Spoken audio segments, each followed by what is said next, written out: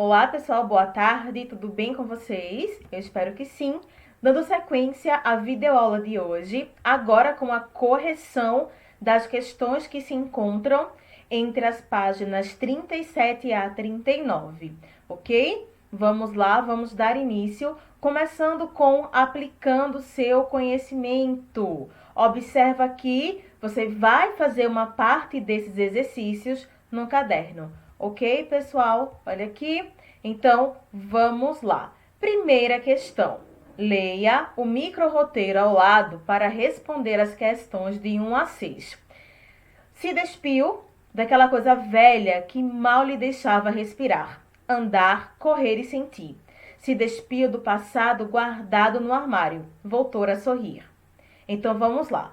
Primeira questão. Levando em consideração que os micro-roteiros têm como objetivo chamar a atenção dos seus leitores para situações cotidianas, responda. No caso do texto acima, qual é a temática abordada pelas autoras? Então, olha aqui, pessoal, a função social do gênero textual micro-roteiro. Marca aí no teu livro como importante, sublinha, ok? Então, qual é a função social do micro-roteiro? Chamar a atenção de seus leitores para situações cotidianas. A questão pergunta seguinte, pergunta qual é a temática abordada pelas autoras. A temática abordada pelas autoras do texto acima é o passado e a influência que ele pode exercer em nossas vidas, ok? Próxima questão. Quais das características apresentadas na seção de olho na estrutura do gênero podem ser observadas no micro-roteiro em análise? Você acrescentaria alguma outra? Vejam só, meus amores, o micro-roteiro ao lado, ele é curto, certo? E é composto por frases breves, mas de grande profundidade. Além disso, a linguagem é predominantemente informal, que é uma característica observada pelo uso da próclise em início de período. Nós já havíamos conversado sobre o micro-roteiro e em uma das nossas conversas foi mencionado que um micro-roteiro ele deve conter até 140 caracteres. Por quê? Porque como é um texto publicado em cidades, na área urbana, as pessoas devem fazer uma leitura rápida, ok? Então, por este motivo, uma das características principais é que é um texto curto, porém de grande profundidade, e a linguagem dele é predominantemente informal, certo? Questão de número 3. Para referir-se ao passado, as autoras fazem uso de analogia, comparação. Qual é essa analogia? As autoras, elas referem-se ao passado como a roupa velha que deixamos guardada no armário, embora não faça mais sentido em nossas vidas, ok? Quarta questão. Realize a leitura dramatizada desse micro-roteiro. Pense em como você interpretaria os elementos abstratos que compõem o texto, ok? Obviamente, a questão de número 4, ela é pessoal, ok? Mas eu preciso saber de quais outras formas vocês interpretariam o micro-roteiro. 5. O micro-roteiro é marcado pela brevidade e emprega uma linguagem informal, próxima do cotidiano.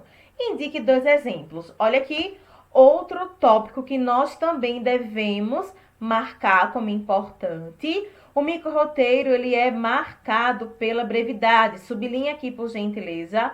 Marcado pela brevidade e emprega uma linguagem informal, próxima à do cotidiano. Por mais que vocês já saibam disso, é importante grifar, ok? Então, vamos lá. A posição do pronome oblíquo, átono, em início de frases e a palavra coisa. Então, é uma regra, certo? Não podemos começar frases com pronome oblíquo. Então, por isso que te amo é errado, deve ser amo-te, de acordo com a língua padrão. Então, temos aqui 2 casos que comprovam que houve o emprego da linguagem informal no micro-roteiro, ok? E também o uso da palavra coisa. Por quê? A palavra coisa nomeia tudo e ao mesmo tempo não nomeia absolutamente nada. Então, por esse motivo, o ideal é evitá-la, ok? Número 6. As palavras devem ser escolhidas com precisão, pois é preciso dizer muito com pouco. A palavra despir, por exemplo, assume um significado impactante no contexto. Explique-o. Vamos lá. Despir significa deixar para trás, retirar de si, tirar do corpo.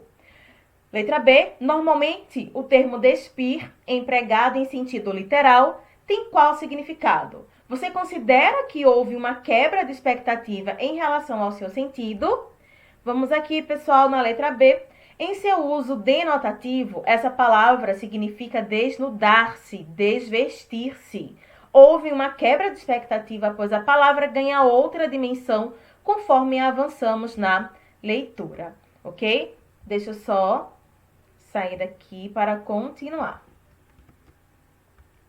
Letra C.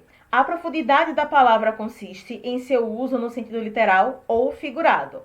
A profundidade, ela consiste no sentido figurado da palavra, ou seja, abandonar aquilo que não faz bem. Lembrando que nós temos a linguagem denotativa e a linguagem conotativa. Quando eu falo de conotação, eu me refiro à linguagem figurada, não real. E quando eu falo de denotação, é de fato a realidade, ou seja, o significado que nós encontramos no dicionário, certo? E a letra D fala o que esse ato, despir-se, provoca de mudança na vida do narrador personagem. Justifique com elementos do texto. Então, vejam só, meus amores. O ato de despir-se indica uma mudança interior, indica uma mudança profunda, ok? Vamos à 7ª questão. Leia o seguinte texto, verbete da palavra certeza, retirado do mini dicionário da língua portuguesa para analisar a sua regência nominal. Certeza, qualidade do que é certo ou considerado certo. A morte é uma. Significado número 2, convicção de que vai vencer. Número 3, conhecimento indiscutível. Nunca teve. De seus gastos. Número 4, algo que não oferece dúvida. Ok? Vamos lá. Qual é a preposição exigida pelo substantivo certeza? É exigida a preposição de. E na linguagem coloquial, muitas vezes, nós empregamos uma regência diferente daquela indicada pela gramática normativa. A partir da frase, tenho certeza que ela virá, analise a regência nominal empregada. Ela está de acordo com as regras gramaticais? Ela não está, pois foi omitida a preposição de depois do substantivo abstrato certeza, ok? A 8ª questão fala, complete as frases a seguir com a preposição adequada exigida pelo termo em destaque. Vejamos, o juiz agiu contrariamente ao réu. Letra B, a professora mostrou-se simpática às ideias dos alunos. Os jovens, ao usarem o celular, ficam alheios a tudo que acontece. Estamos ansiosos por sua chegada ao aeroporto. Produtos frescos são preferíveis a alimentos industrializados. E o condomínio fica localizado próximo ao parque, ok? Então, um lembrete é que as preposições, elas podem se juntar a artigos e a outras palavras. Caso a preposição a junte-se a outro a, artigo ou pronome, ele deve levar crase, ok? 9ª questão, leia a manchete a seguir. Defesa destaca urgência de o país ter seu satélite, desde a denúncia de que os Estados Unidos monitoraram telefonemas e e-mails no Brasil. As autoridades temem que dados sigilosos tenham sido espionados, ok? Então, vamos lá. Há 2 palavras na manchete lida que necessitam de um complemento. Quais são eles? E a que classe gramatical pertence? São as palavras urgência e denúncia. Ambas são substantivos. ok? Então, quais são os complementos? Vejamos. Os complementos são de o país ter seu satélite e de que os Estados Unidos monitoraram telefonemas e e-mails no Brasil. A letra C fala, os complementos se iniciam por qual preposição? Iniciam pela preposição de. 10ª questão. As alternativas abaixo contêm palavras de valor nominal. Assinale a alternativa em que o complemento sublinhado não se refere a uma dessas palavras. Vejamos aqui qual foi a alternativa que você assinalou. Quem assinalou a alternativa E acertou. Parabéns. 11ª questão. Complete as orações abaixo com uma das preposições entre parênteses. Vejamos. Tenho grande admiração por pessoas generosas. Então, por que pessoas generosas está sublinhado? Porque, meus amores, é o complemento de cada nome, certo? Letra B. Você é muito parecido com o meu ator preferido. Ele foi o grande responsável pelo sucesso do projeto. E Laura Guimarães, idealizadora do projeto Micro-Roteiros da Cidade, é contemporânea do autor Guigo Ribeiro. Ok, gente? 12ª questão. As palavras ansioso, contemporâneo e misericordioso regem, respectivamente, com as preposições. Ansioso por, contemporâneo de, e misericordioso com. Letra C. 13ª questão. Indique qual das alternativas não segue a norma padrão da língua portuguesa quanto à regência nominal. Vejamos a alternativa A. Ele é muito apegado em bens materiais. Observa aqui que há um erro na preposição. Quem é apegado é apegada a alguma coisa e não em alguma coisa, ok? 14ª questão. Suponha que o texto a seguir faça parte de um informativo turístico.